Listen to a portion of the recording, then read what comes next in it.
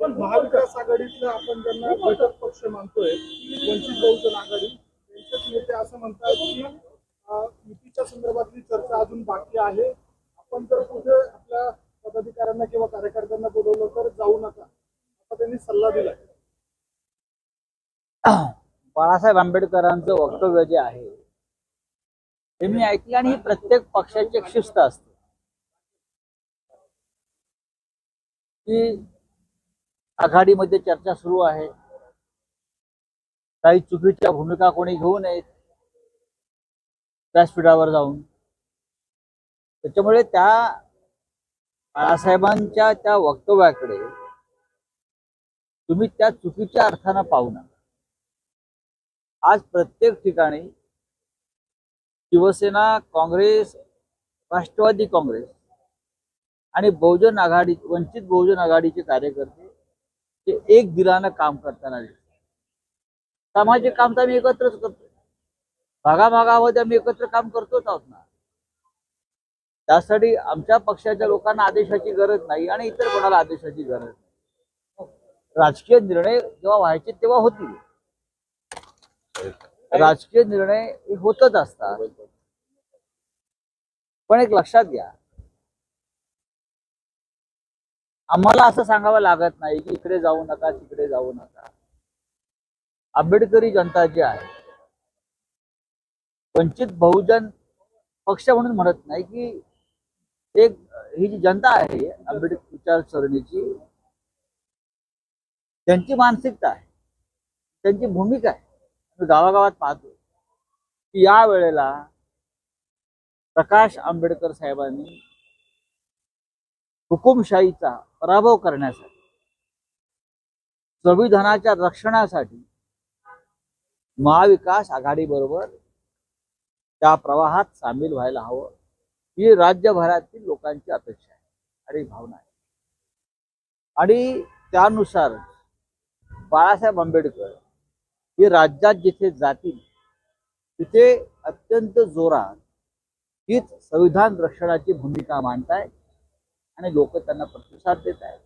उद्धव ठाकरे असतील, शरद पवार असतील, काँग्रेसचे नाना पटोले, बाळासाहेब थोरात, राहुल गांधी असतील, वरिष्ठ नेते, या सगळ्यांनी ठरवलेलं आहे की या देशात 2024ला परिवर्तन झालं नाही तर या देशातली शेवटची निवडणूक असेल आणि या देशामध्ये हुकुमशाहीला सुरुवात खऱ्या अर्थानं होईल. आणि प्रकाश आंबेडकर सुद्धा तीच भूमिका मांडतात. भाजपने काही जागा निश्चित केलेल्या आहेत देशातल्या, मात्र महाराष्ट्रातल्या जागा निश्चित केल्या नाही. आणि त्यातच कधी काळी काँग्रेसचे अध्यक्ष असलेले कृपाशंकर सिंह यांना उमेदवारी भाजपने दिलेली आहे. कसं बघता तुम्ही याच्याकडे? कारण मध्यंतरीच्या काळामध्ये अशोक चव्हाणांनाही संधी देण्यात आली, काँग्रेसचे ज्येष्ठ नेते. त्याच्यामधलं एक सूत्र तुम्ही समजून घेतलं पाहिजे. कृपाशंकर सिंग, अजित पवार आणि अशोक चव्हाण या तिघांनाही तुरुंगात टाकण्याची भाषा देवेंद्र फडणवीसांनी केली. कृपाशंकर सिंग यांच्यावर सुद्धा आर्थिक गुन्ह्याच्या संदर्भात जे खटले दाखल झाले त्यांना क्लीन चिट देण्याचे काम नंतर देवेंद्र फडणवीस यांनी केले.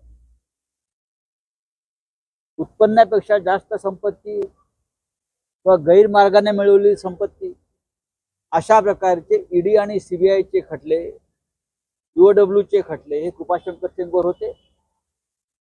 आणि देवेंद्र फडणवीस गृहमंत्री असताना विधानसभेत त्यांनी हा विषय मांडला होता. आणि कृपाशंकर सिंग यांना सुद्धा तुरुंगात पाठवेल. आज तुरुंगात न पाठवता कृपाशंकर सिंगना वाराणसीच्याच बाजूला जौनपूर मधून तिकीट दिलं आहे. ही मोदी गॅरंटी, ही मोदी गॅरंटी.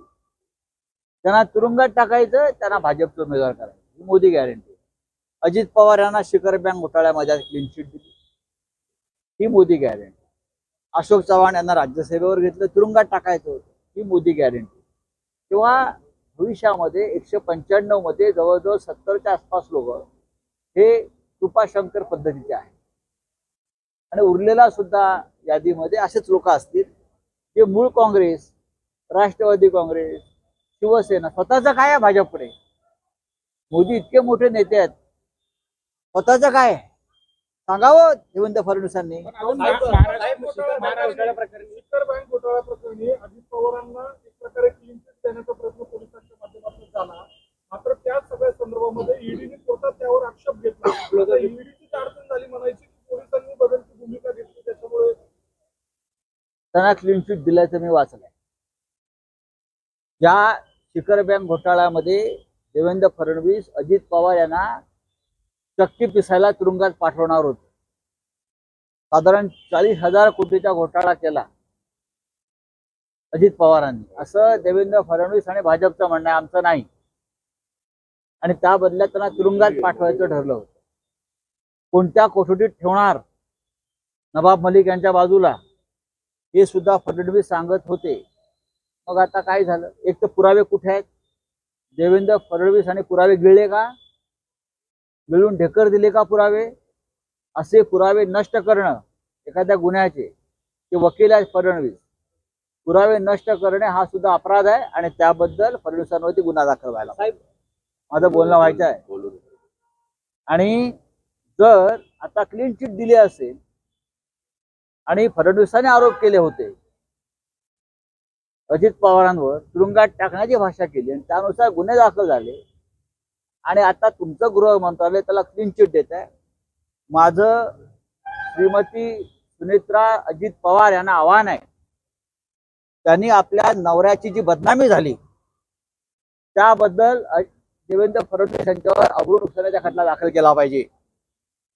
तुम्ही इतके वर्ष अजित पवारांची बदनामी केली, खोटा गुन्हा दाखल केला, त्यांच्या कुटुंबाची वणवण झाली. या दबावामुळे त्यांना पक्ष सोडावा लागला, कुटुंब सोडावं लागलं, काकांच्या पाठीत खंजीर खुपसावा लागला बचावासाठी. त्याच्यामुळे पार्थ पवार आणि सुनेत्रा पवार यांनी देवेंद्र फडणवीस आणि भारतीय जनता पक्षाच्या विरोधामध्ये अब्रू नुकसानीचा खटला दाखल करावा आणि मग बारामतीमध्ये जाऊन मतं मागावी. अनिल देशमुखांनी आरोप केलेले आहेत. 100 कोटीचा आरोप त्यांच्यावर सत्य करण्यात आला होता. मात्र तो विधान भवनाच्या पटलावर ठेवण्यात आला नाही. मी वाट बघत होतो आणि एक सत्ताधारी नेत्यालाच ब्लॅकमेल, त्यांना ब्लॅकमेल करण्यात आलं. आवड ठेवण्याची त्यांची इच्छा होती. सत्ताधारी नेत्याची एखादी इच्छा आहे. त्यांना देशमुखांना अशा प्रकारे ब्लॅकमेल करण्यात आलं, त्याला मी साक्षीदार आहे. की तुम्ही त्यांच्या समोर एक ॲफिडेव्हिट ठेवण्यात आलं होतं गृहमंत्री असताना, त्याच्यावर सही करा, नाहीतर तुमच्या मागे ईडी लावू, हे 100 कोटीचं प्रकरण खंडणीचं लावू, हे त्यांना सांगण्यात आलं. आणि त्या संदर्भात देशमुखांकडे पुरावे आहेत, हे मी पाहिले आहेत.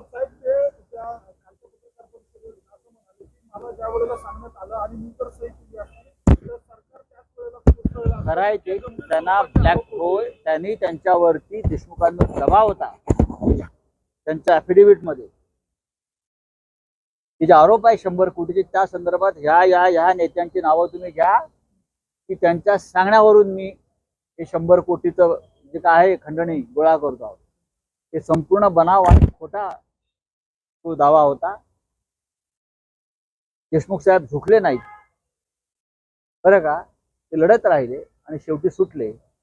आणि ते जे बोलतायत ते सत्य आहे. सामना रोखोक मध्ये आपण हे म्हटलेलं आहे की मोदी भक्त कुठे का बोलतात, मोदी भक्त खोटच बोलतात. युद्ध आणि गुजरात ड्रग्स, हो, प्रत्येक बाबतीत. ते 2 वर्षापूर्वी ते असं म्हणत होते की मोदींनी पुतीन आणि झेलेन्स्कीला फोन केला, युक्रेनचे अध्यक्ष, म्हणून युद्ध संपलं.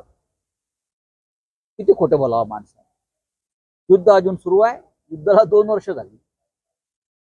युक्रेनचे 40,000 सैनिक मारले गेले आतापर्यंत बरं का. आणि पुतीन युद्ध थांबवायला तयार नाही. तरीही अंधभक्त, मोदींनी फोन केला, पुतीनशी चर्चा झाली, मोदींनी फोन केला, झेलेन्स्कीने हात जोडले आणि युद्ध थांबलेलं आहे. असं या खोट्या लोकांचं राज्य या देशावर आहे. प्रत्येक बाबतीत खोटं बोलतात. चला, थँक्यू. जरांगे पाटील